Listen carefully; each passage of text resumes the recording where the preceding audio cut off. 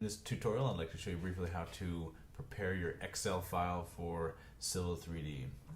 So you'll notice that if you try and open this file, whatever survey file you have, it should come in a text form, so it's just a text file.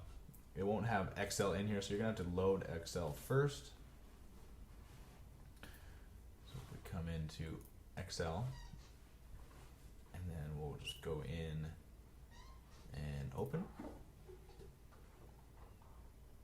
and we'll go ahead and select our file. Now it won't show up unless you specify it to all files here. Then you'll see that the survey data does come up. This will be your file for your group.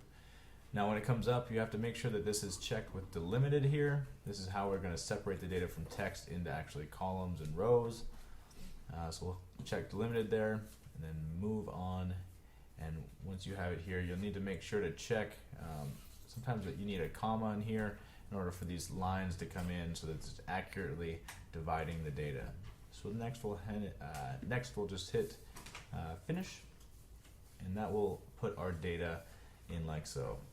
Now when you work with this data, there's a few things that are necessary for the data before it goes into Civil 3D. First of all, in the far left column, this is going to be your point value. Now if there are any letters in here, this file will not work, so this has to be number only. So my encouragement is just to change these from the current value that you have, if it has a letter in it, and just change them all to numbers. Also, if you have any columns that or any rows that have only zeros, just get rid of those altogether, so we don't have any rogue data at the origin, and all of these other rows will be fine. So again, this row here is your point value, so that's just the point number.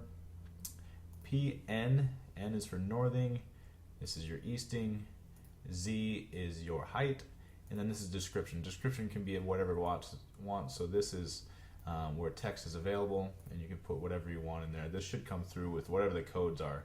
If your codes didn't come through accurately, you can change codes in here at this time and prepare the file for going into Civil 3D. So we'll go ahead and just save this,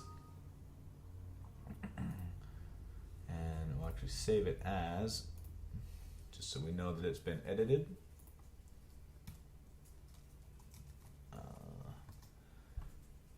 So we'll save it there and just click yes. Now in order for Civil 3D to use the file, this file has to be completely closed out here, so you can either close out of just the file or close out of Excel itself. One last note is make sure that there's no headers up here, anything like that, and this file is ready for Civil 3D.